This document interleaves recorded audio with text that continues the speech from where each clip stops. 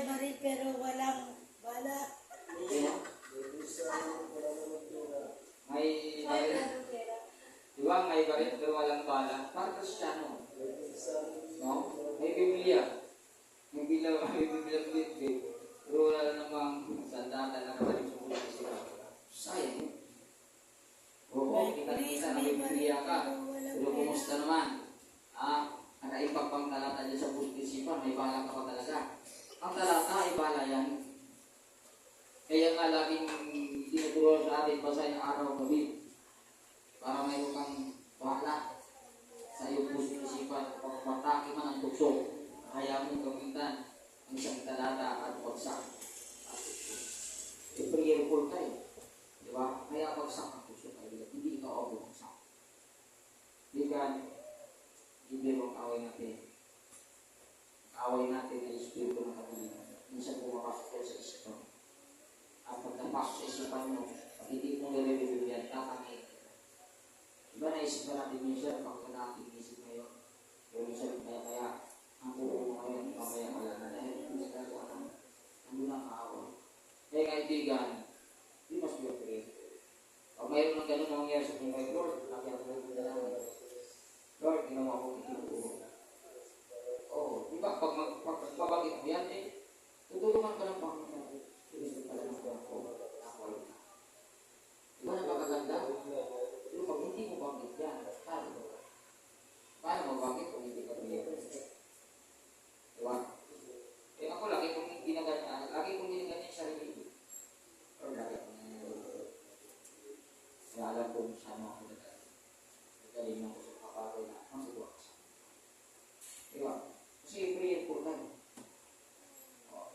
natin isipin mga kaibigan kasi tungkol ito, balot ng gusto.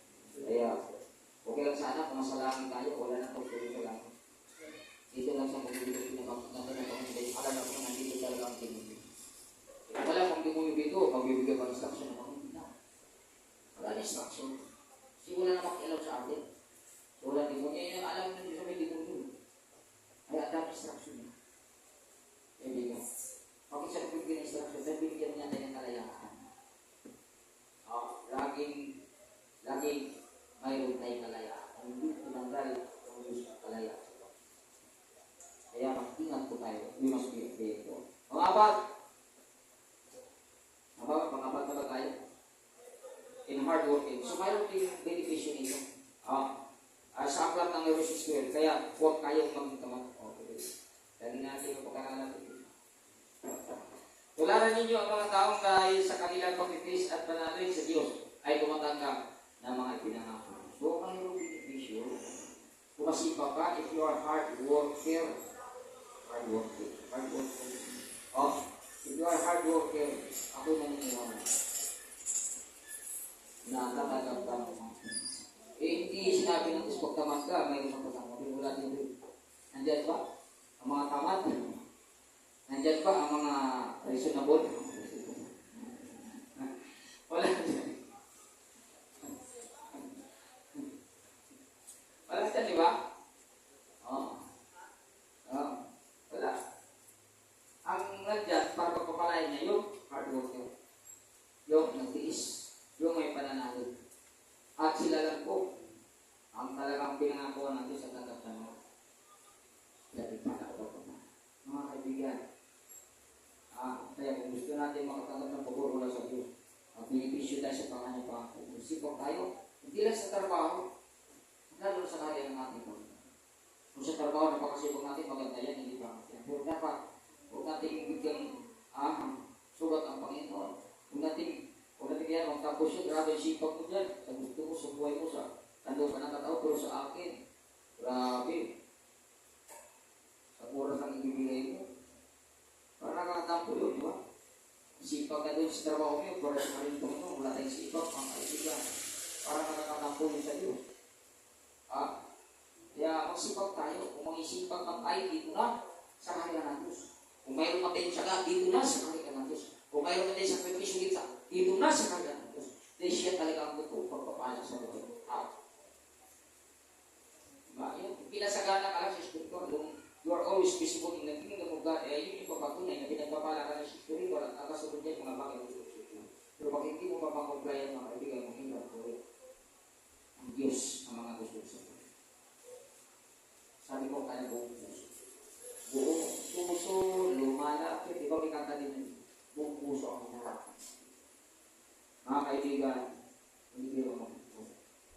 At ito ang sinasabi niya, hindi biro ang magbubuhay. Maraming pitmaan, pero kung totoong ikaw ay nagtiwala sa Diyos, kung totoong naniniwala ka ng may beneficio, ang kasunod sa kanila, gagawin mo talaga sila sa kanila ang magbubuhay. Diba naman ka na? Kasi ngayon ang maasahan. Pagdating kaya, nagkasyaman tayo, wala naman tayo ng mga pagkakas. Ang may sayos po. Kailangan may nabang tutay sa atin. Sunod. Hebrew 10:36, kinakailangan kayong mag-is upang masunodin niyo ang kalooban ng Diyos. At matanggap niyo ang kanyang pinapaka. Kinakailangan, ibig sabihin, kinakailangan, it is mandatory. It is not an optional. Pag sinabi, kinakailangan. Mandatory. Kaya kinakailangan natin mag-is. Kasi kung mayroong ako na nag-is sa atin, ang ating Panginoon, mag-is siya. Kaya bigyan niya din ang maging hanggang halimbawa. Kung sa una ng tiis, kung sa ganun, masunod natin ang kalubat at matalap ang pinaka. Grabe mga kaibigan. Kaya yung salitang pagtitiis, mahal natin, huwag natin kalabanin upang masunod natin ang kalubat. Kasi pag kalabanin natin yung salita pagtitiis, hindi natin pwedeng mauwi pa ito. Struggle ka dito mga kaibigan. Pagkalabanin mo. Sakyan nila. O Lord, sa pagtitis na ito, mahal dito, kaya sunodin ko rin ako. So, pagkalabanin mo ito, struggle ka dito. Mahal dito ang magkailan ng mga pagpapagod. Ang pagpapagod is gamitin ng ladder.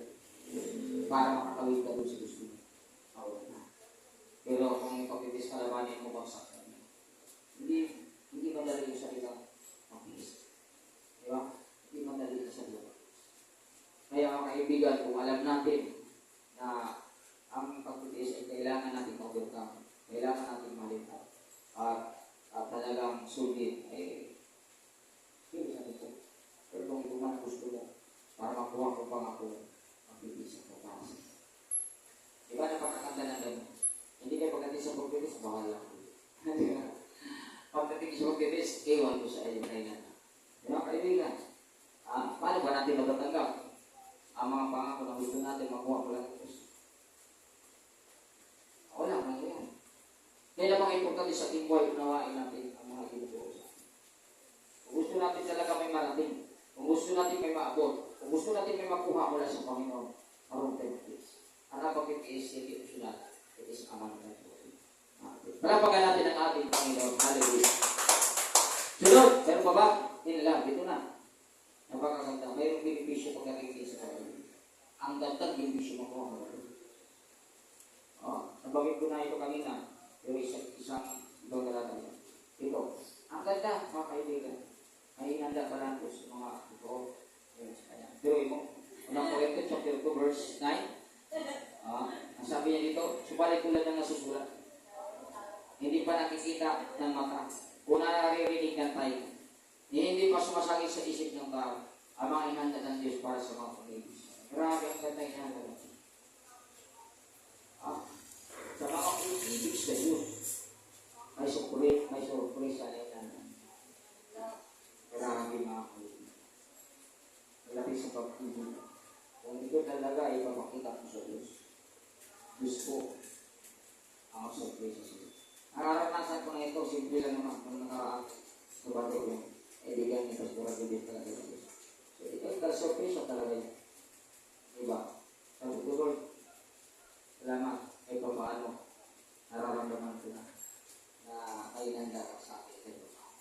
Silagi kong isisigaw yung pagdating sa tinagaw ko lagi lang kung sinasabi lagi sa panalangin, mga gagawin, bago makulog, tulog, ay lagi ko sinasabi Lord. Ang sinasamahan ko lang ito doon. The preaching, hindi lang, umayo ng life. Kasi ang pagmamahal, yun is ang pagmamahal, sabi ko, ang kanina ng buhay, para sa ibang buhay, para sa ibang bago, ang pagsunod sa buhay. Ilang pagmamahal sa buhay. Pagmamahal, may positivity na, hindi mo ako sabi ng mga utos, hindi lang sabi ng Panginoon. Kaya kumahal natin ng Diyos ng Diyos, hindi natin kanya mga utos. Hindi isa lang, mga ngayon, plurally, hindi single lang. So, mga kaibigan, kung gusto natin, mangyari sa ating balang araw ito. Okay, surprise na ka. Ako rin sa ilang tao, mga tao lang din ang nangyari dito na bago sila kakukunin ako. Guri mo sa tao, yung mga kumpanya lang iniibig. Bus lang iniibig, pero sa Diyos. Parang, hindi nila iniibig. Kasi, yung cover na lang, ang kanilang ginagamit para pag-ipon. Yung cover na lang, ang oras ang kanilang ginagamit para pag-ipon. Yung cover na lang, nalakas na kanilang ginagamit para pag-ipon. Or let cover ang bibigay mo. Tapos sabihin mo, mahal mo ating Panginoon, hindi po tayo bibigyan ng ganito. Ikaw na, bibigyan ka ng cover, hindi ka nga kumakain kung yung cover ang bibigay sa'yo. Napag-arte ka.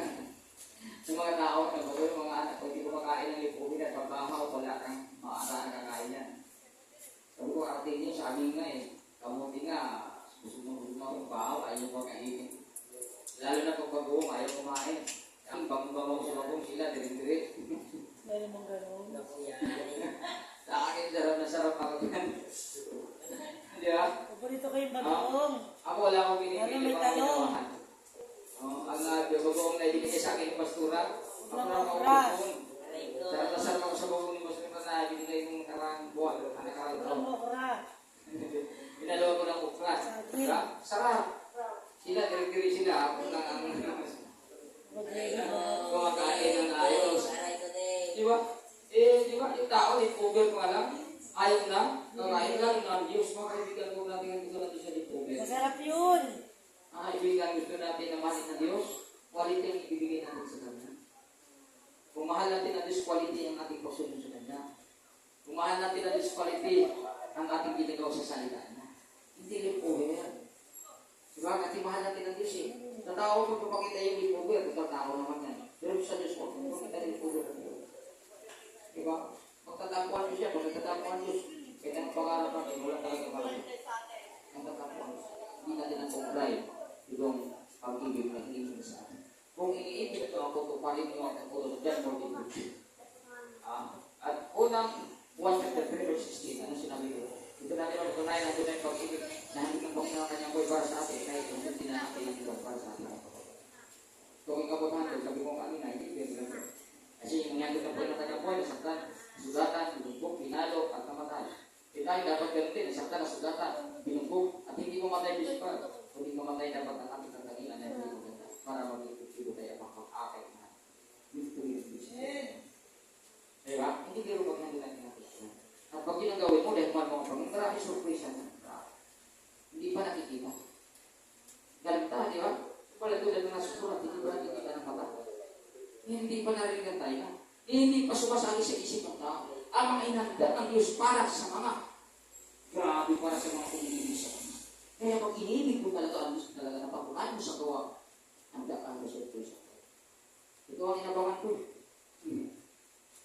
Inabangan ka ba? Inabangan ko ito eh. Kasi lagi ko talagang iniyak sa Panginoon. Ginagawa ko Panginoon ang gusto. Although hindi ako perfect, pero kakayanin. Ipakita ko sa iyo. Bakit ginagawa siya? Preaching, ayaw ka naman, Lord, ito yung pagmamahal ko sa iyo. Ito yung mga bagay, Panginoon, ipakita ko sa iyo ang mahal kita. Kahit nasaktan ako, sugatan wala ako, Lord, gagawin ko ito, dahil ikaw ang mahal. Yun ang lagi ko sinisigaw. Alam mo, pag may sigaw ko yan, masabi mo yan, excited ka. Talagang mapalakas ka. No? Talagang sumigla ka. Talagang makakaramdam ka ng kagalangan. Doon mo maranasan na, wow, kumigil mo sa Diyos. Dahil sinasabi mo, Marcos. Diba? Ang ganda kasi pakinggan niya, mga kaibigan. Lalo na Panginoon, may sinasabi na, wow, ay mga anak, sige, patunayan mo. Di ba may patunay tayo? Gawin natin ang kanyang nasa.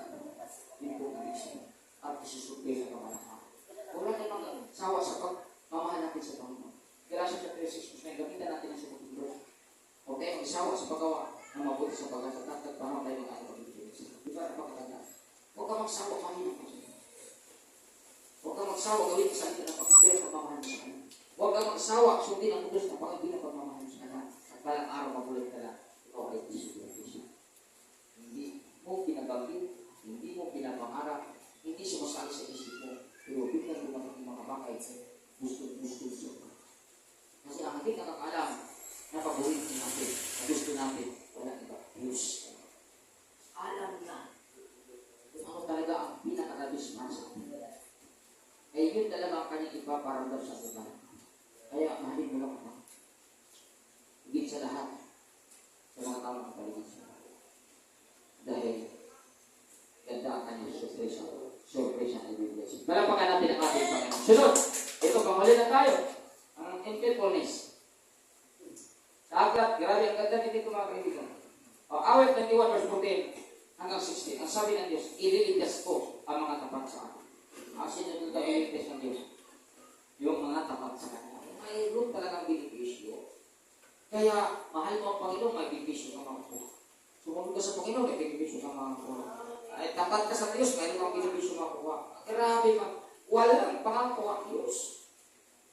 Kapag ginagawa mo, ay masisira ang buhay mo. Gaganda ang buhay mo. Diba? Sabi dito, ang sabi ng Diyos, ililigtas ko ang mga tapat sa akin. At ingatan ko sino ang taong ako'y ikilando. Ilalando nila ng Diyos. Makikapatis ka niya sa kita. Ikilan din natin siya. Kasi tutulong ko nga siya. Ito yung provider siya. Healer. We are the great power. You really know that. Diba? Sunod na talata. Ano sabi dito? Kapag sila'y tumawag, laging handa ako na sila'y pakinggan. Wow! Handa siya, pakinggan niya kahit kapag ang ganda mga kaibigan. Aking sasamahan, kung may problema, ito na. Ano sabi niya? Aking sasamahan, kung may problema ka, ay ikaw ay kanyang tutulong. Diyos po ang tutulong sa atin. Pero kanino lang? Sa mga tapat lang. Saan? Dapat tayo na gawin ang kanyang salita. Napakaraming salita ng pinito sa atin, tapat ba tayo? Yun ang problema ko. Baka optional, baka multiple choice ang ating katapatan sa kanyang salita. Yun ang problema. Ang multiple choice talaga ang ating katapatan. Walang mangyayari na. Kaya dapat all of the Tapat ako sa lahat niya. Ay wala ka maasa. Panginoon. Diba? Aking iligtas sa kapag, isa'y para na nga lang. Grabe mga kaibigan. Hindi ka lang iligtas para na nga lang. Ganun ka kung ano sa mga takot. Tapat, anak dito. Kaya hindi lugi pagtapat tayo sa inyo sa mga. May lugi ba? Tapat ka, walang lugi. Kasi ako dito. Para na nga lang. Kaganting pala.